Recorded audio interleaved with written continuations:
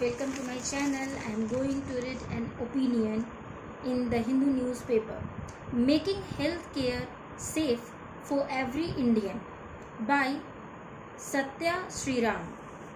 On September 17, the world observes World Patient Safety Day.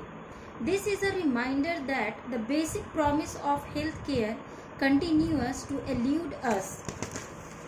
Globally, estimates show that 1 in 10 patients experience harm while receiving care during hospitalization, and this number rises to 4 in 10 in outpatient care. For India, where the burden of disease is rapidly shifting to chronic conditions such as cancer, diabetes, heart disease, and mental health disorders, the challenge is especially urgent.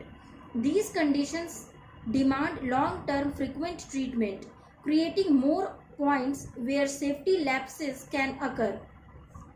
In acute care, where the complexity of treatment requires multiple specialties to come together, medical harm happens when there is insufficient coordination. Many phases of patient harm.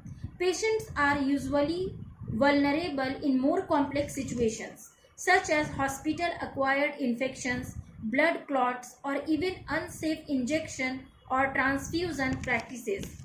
However, patient harm can also show up in everyday situations, such as unintentional prescription of inappropriate medicine combinations, delayed diagnosis, or preventable falls.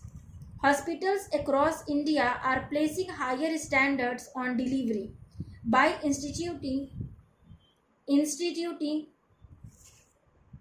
quality audits, developing protocols, running staff trainings, and strengthening infection control alongside patient safety. In practice, though systems designed to protect patients are still vulnerable to breakdowns. From the healthcare providers' side, doctors, nurses, and staff often operate under extreme pressure.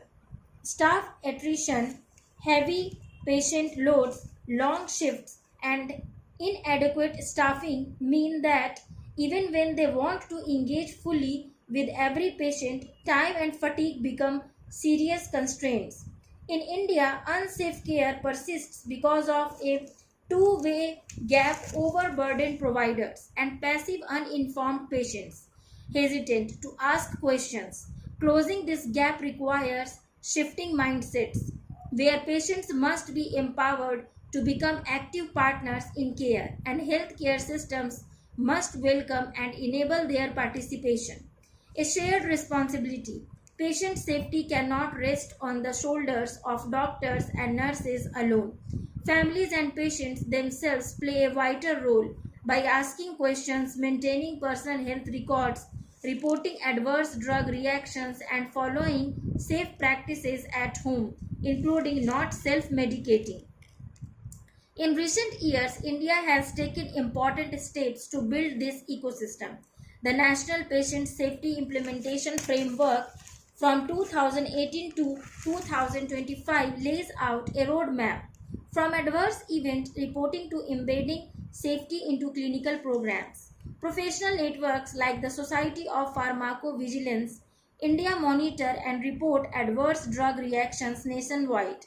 The National Accreditation Board for Hospital and Health Providers has raised benchmarks for patient safety by auditing and embedding practices for infection control, patient rights, and medication management.